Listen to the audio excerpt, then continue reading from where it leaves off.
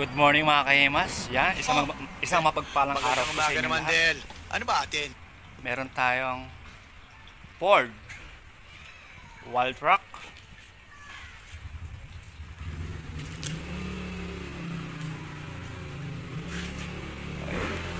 engine wash tutorial. Yan. So ayan mga kahimas, no? Ano-ano nga ba yung mga dapat ingatan sa Ford Ranger Wildtrak? Siyempre ang kanyang insulator.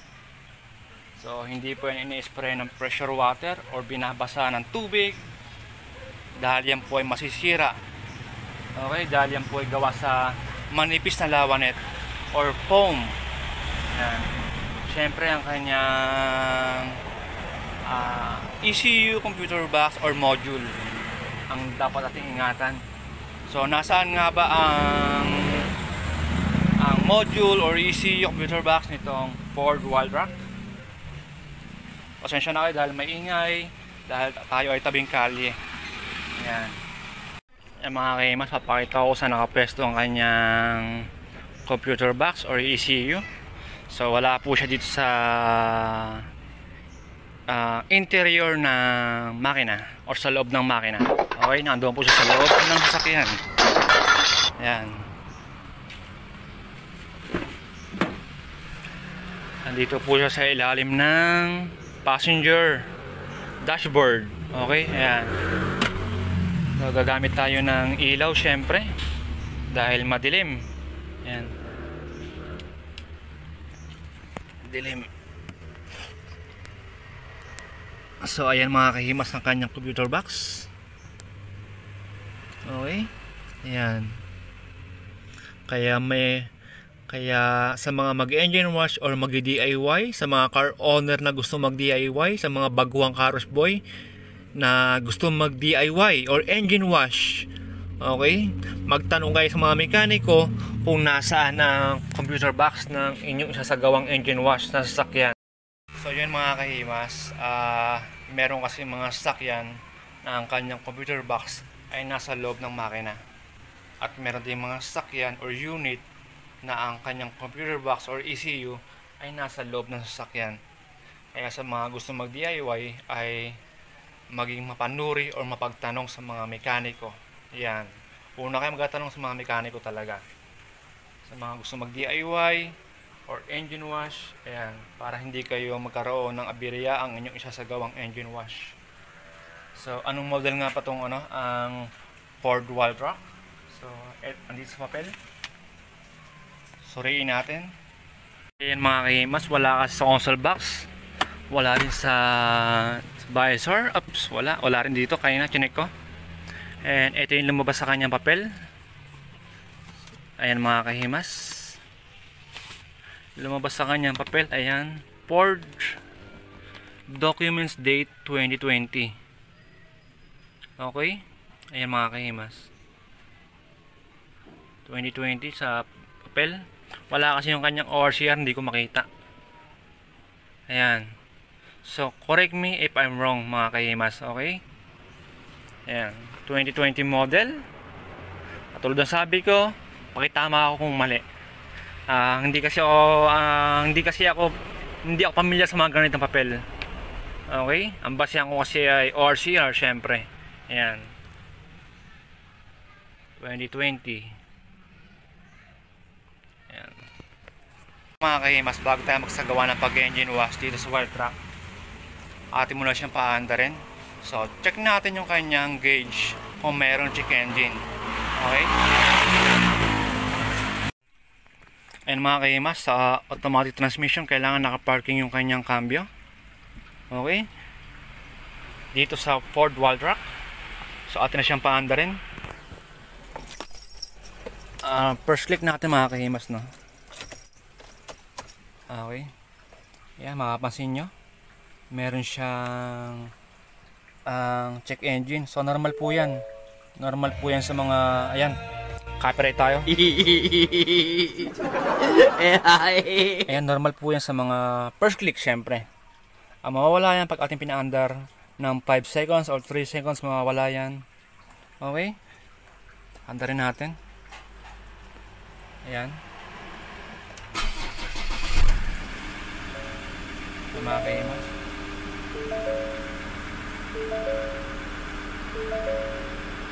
So wala po siyang check engine, no? Magaling. Natin, mga kahimas, Lalo ka nilang makukusunatan. Bago kayo magsagawa ng pag-engine wash, check nyo muna yung gauge, paandarin nyo muna. So kung hindi kayo marunong magpaandar ng sasakyan, kumausap kayo ng marunong na magpaandar. Okay? Dahil baka mamaya nakakambyo siya, naka-reverse or drive, biglang mabante. Kaya kumonsulta mo na kasi marunong mag-drive. Okay, yan. Kompleto ko na ha. Pa-check nyo muna kung meron check engine. Kung meron check engine habang siya inaandar, ay pinakamaganda ipagbigay alam nyo muna sa may-ari or sa owner ng sasakyan para iwas damay. Dahil meron pong taong hanap damay. Okay? Nobody's perfect. Lagi natin papakatandaan. Yan. Kaya nga nandito ako para makatulong ako kung pwede. Okay, mas pinapakita ko yun para maging aware yung mga gusto mag-DIY, yung mga baguhan, gusto mag-engine wash para hindi magkaroon ng aberya. If in case na pinaandar ninyo at meron check engine, pinakamaganda ay ipagbigay alam nyo muna sa may-ari ng sasakyan or sa marunong, di ba? So yun mga kahimas, no?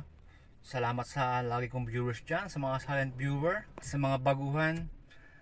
Yung ganun pong diskarte ko, lagi ko po yung pinapakita sa kada vlog ko para merong matutunan yung ating mga kapwa or yung gusto mag DIY, mag engine wash para din makatulong. At salamat ulit sa mga nag-share at sa nag-subscribe sa aking channel. Salamat po sa inyong tiwala.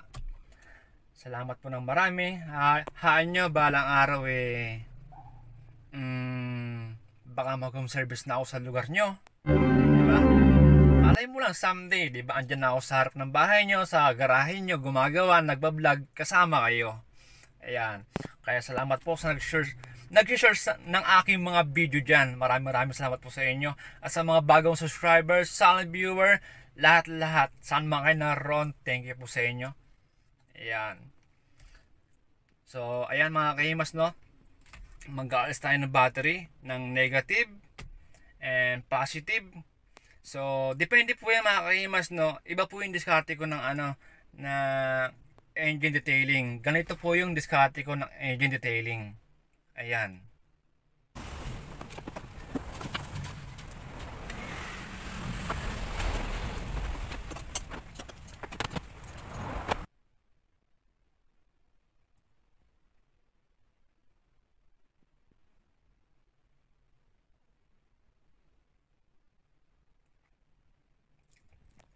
So ayun mga kahimas, nakita nyo naman siguro, di ba? So mas mabusisi po ang engine detailing kaysa sa engine wash. Pero para sa akin, mahirap o hindi, ang mahalaga po ay walang check engine ang kalabasan ng makina. Okay, para matuwa si customer, makina at panlabas, mga pintura kailangan ay walang gasgas. Kaya makikita nyo sa aking mga tutorial ng engine wash, lagi ako nakasuot ng apron para hindi tumama yung aking belts, susi, or metal na bagay. Kaya para sa mga baguhan, yung katulad sa mga car wash, yan, baka makatulong sa inyo, sa mga baguhang car wash boy, baguhang car wash owner, diba? Mas maganda kung merong apron. Kahit leather, paggawa kayo leather, bumili kayo ng leather, yan, pasadyan nyo, para hindi magasgasan yung kanyang top coat or pintura or mga chrome. Nang baguhan kasi ako mga kahimas ay nausisa ako yung aking metal na bagay katulad ng mga zipper, botones, belt na tama pala sa kaha. Nang baguhan pa lang ako. Kaya yun, share ko lang sa inyo para sa mga baguhan din na magsuot kayo ng apron or magsuot kayo ng short na walang metal na bagay para hindi tumama, para hindi makagasgas sa body painted top coat color ng sasakyan ng inyong mga customer. Yun, di ba? Payong kaibigan lang, kailangan walang check engine, loob at labas, kailangan ay walang sira, walang damage yung pintura, walang gasgas. Syempre, ganoon din ang kanyang engine wash. Para sa client, bumabalik as a pyramid. Magsimula sa isa, parami ng parami. Diba? Tips para maganda yan, bata. Pinahanga mo. Mga kahimas, baba na tayo. Ayan. So, ayan mga kahimas, no? Dahil dito, tayo mag-aalis na rin ng positive and negative. Ito yung negative, ito yung positive. Mag-aalis na tayo para talagang walang connection yung kuryente. At sa mga mag-engine wash ng Ford Wildtrak, kapag meron ganitong cover na plastic, tanggalin nyo na. Yan. Hinihila lang yung paitaas. Sa mga Montero, Fortuner, yung ibang mga nakatornilyo. O, tanggalin nyo para mablower nyo at malinis nyo na maayos. Yan. Okay? Siyempre kasama rin ito mga kahimas. Kailangan nyo rin malinis yan. Loob at labas. Yan. So, iwasan po ninyo na mabasag or matapakan ang kanyang plastic cover. Siyempre. Yan. Okay? Mag-alis tayo ng battery, negative at positive bago tayo mag-spray ng pressure water. Ayan. At syempre mga kahimas, mga kailangan natin ng blower or air compressor para ma-blower natin or mahangin ang kanyang mga terminal socket. Ayan, lahat ng mga terminal socket kailangan ma-blower nyo ng maayos. Ayan, nagiging dahilan po yan ng check engine, lalo na kapag naputol ang kanyang makina or nahugot ang kanyang terminal socket. Okay? Based on my experience at sa mga napagtanungan ko mga mekaniko. Ayan. Kailangan ma-blower nyo ng maayos ang buong makina or mga terminal socket. Okay? Then pressure water, kailangan po natin yan. Pressure water, Joy or car shampoo kung wala kayong automatic foam tank machine. Wash mitt, microfiber towel or foam, kahit alin dyan, pansabon sa buong area. So kailangan masabon nyo lahat ng area, lahat po ng abot. Okay? Detailing brush or paint brush sa mga hindi abot ng ating mga daliri. Okay? Yan. Optional kapag sobrang dumi ng makina, pwede kang gumamit ng engine degreaser. At kapag mayroong tagasan langis, pwede kayong mag-apply ng gasolina, kerosene or WD-40. Yan, para magandang kalabasan ang inyong trabaho. Syempre, katulad ng sabi ko, iwasan nyo na maputol ang kanyang mga wire. Yan. Okay? Or mahugot ang kanyang socket. Okay? Yan. So yun mga kahimas, bago tayo magsagawa ng pag-engine wash, muna tinanggal yung mga dapat tanggalin. Ayan, so katulad ng battery, po siya tinanggal. Ayan yung kanyang battery. Okay. Ayan, para malinis na maayos. Then eto mga kahimas, meron itong module. Okay. Kukoberan ko na ito ng plastic para hindi mabasa. Ayan, module po yan, module sa ilalim. Ayan, ay module pa siya. Then yung kanyang rubber cover dito sa ilalim ng plastic cover. Okay, meron siya rubber. Akin na rin pong tinanggal. Okay, dahil mababasa rin po itong loob niyan. Ang masama ay baka hindi nyo mablower na maayos. Kaya pinakamaganda, itanggalin nyo na rin ang kanyang rubber siya, hindi siya plastic, para malinis nyo at mablower nyo na maayos yung buong makina. Yan, yung mga terminal socket, ayan, connection, ayan, sensor. Okay? Ayan, mga kahimas. Ayan. So, titipan ko ng maigi itong kanyang, paplastikan ko ng maigi itong kanyang module sa ilalim para hindi pasukin ng tubig. Ayan. So, napakarumi. Diba? Okay, mas ayun lang po ay aking diskarte. Nasa inyo po yung kung ano yung dapat yung gawin. Pwede nyo tanggalin or hindi, nasa inyo po yan.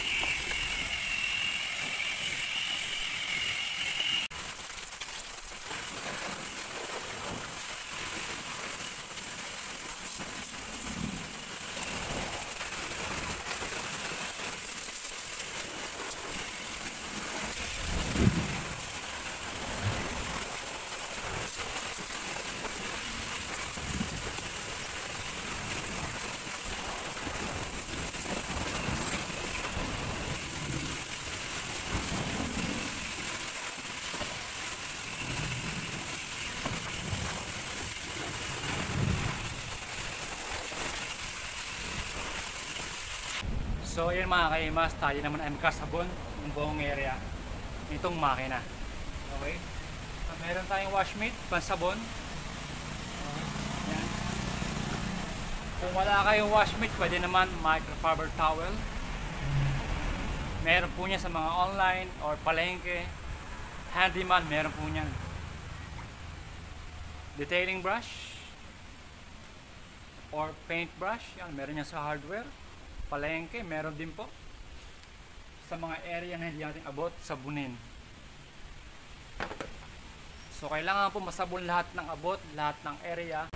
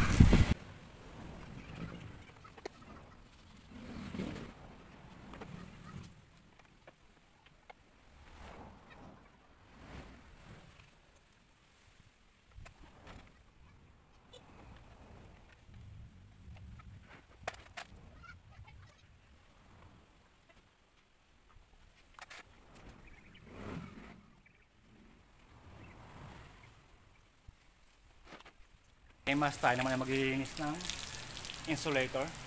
Gagamit tayo ng microfiber towel. Yan. Pwede rin naman foam. Then pigaan nyo lang ng maigi. Kaya may sabon.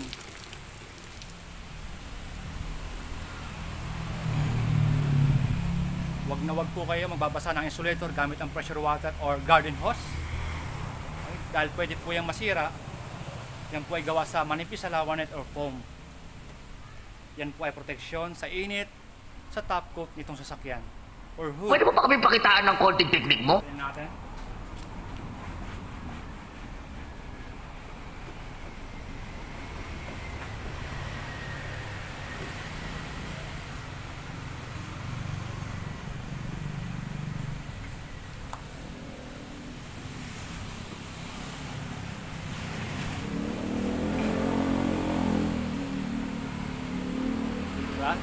Sa ganun lang mga kaimas, hagurin nyo lang, then pigaan nyo ng maigi yung inyong microfiber towel. Hagurin nyo hanggat makuha yung dumi sa insulator para maganda kalabasan ng inyong trabaho.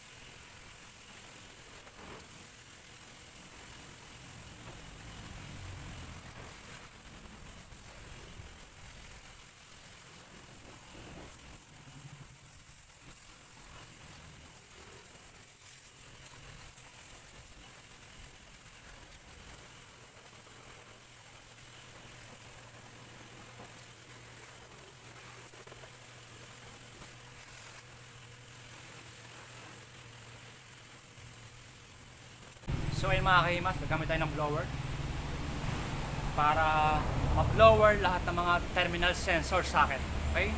Or yung buong makina.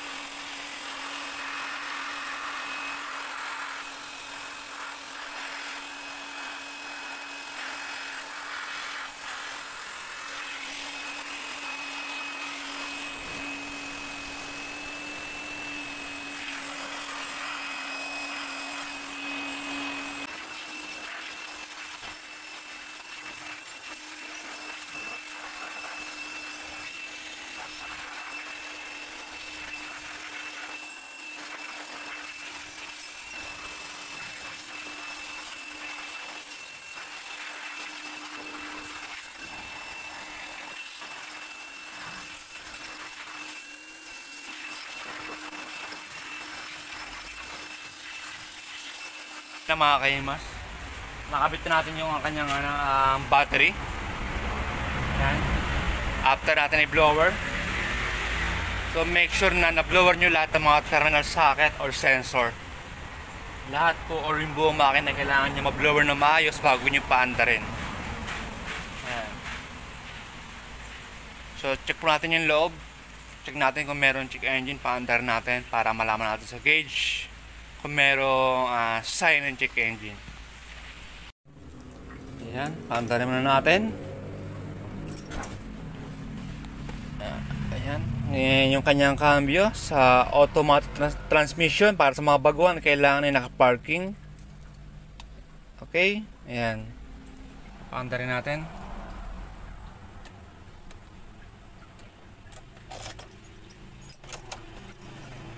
So normal lang po yan. Ang makitaan nyo ng sign ng check engine sa taas. Ayan. 3 seconds mawala po yung kapag na-enter na yung makina. Ayan, para sa mga baguhan po. So good. Walang check engine. Walang check engine ng ating sinagawang engine wash tutorial nitong Ford Ranger. Oh my God! Matutuwa si client at walang naging aberya or walang lumabas na check engine dito sa kanyang Ford engine wash tutorial. Magagamit mo yan sa iyong kagipitan. Okay, papatay muna natin dahil medyo maingay yung kanyang makina. Maganda yan, bata. Ako muna sa inyo na Pinahanga mo. andar.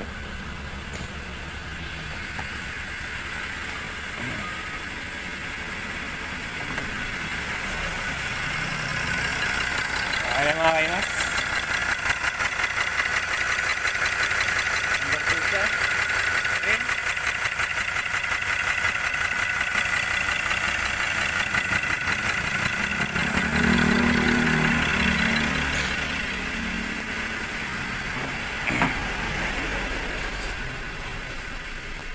Yeah. Okay. So, wala po check engine mga kaimas. Okay, kitang-kita nyo naman. At sa mga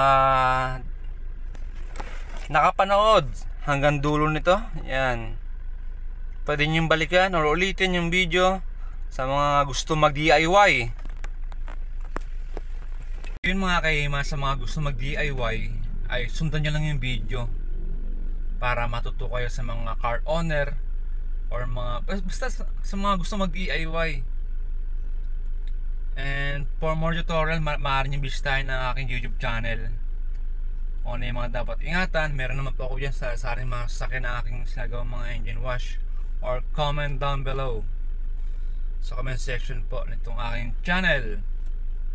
At sa mga ano po, mag-DIY or engine wash ay pinakamainam po kung sakaling kayo nag-engine wash at may lumabas na check engine sa gauge itong sasakyan na inyong sinagawang engine wash, ay mas pinakamainam doon ay tumawag kayo ng ang mekaniko na merong scanner, yung kayang i-detect yung buong makina para naman hindi kayo manghula, di ba? Or mahirap kasi mga kahimas kapag kumuha kayo ng mekaniko na wala experience, baga wala siyang scanner. Kasi for example, di ba, mga kahimas, sabihin ni Kwan ganito yung bilhin mo, and then pag install hindi naman pala yung sira, di ba? So sayang yung pera. Kaya sa mga baguhan, in case lang po na magkaroon ng troubleshooting na meron lumabas na check engine, ay tumawag kayo ng mekaniko na merong scanner. Yun ang pinaka the best, dahil mahirap manghula kung ano ang sira, kung ano ang bibilhin. Sayang ang pera, di ba? Sure ko lang. Mas pinakamainam doon ay tumawag kayo ng mekaniko na merong scanner, yung kayang i-detect yung mga sensor nitong mga sasakyan. At siyempre double check nyo mga kahimas, bago nyo pandarin, check nyo muna yung mga cable or yung mga harness, sensor socket terminal. Check nyo muna kung kung hugot, di ba? Or putol, bago nyo rin pandarin. So tulad ng sabi ko, kapag may lumabas sa check engine, ay tawag kayo ng mekaniko dahil mahirap manghula. Tumawag kayo ng mekaniko na meron scanner. Mas the best po yun, para baka mamaya bili kayo ng mga items or tulad niya mga terminal socket. Syempre kahit 20 pesos lang yan, may halaga pa rin po yan, di ba? And abala, sayang lang. Iba po yung mayroong scanner, di ba?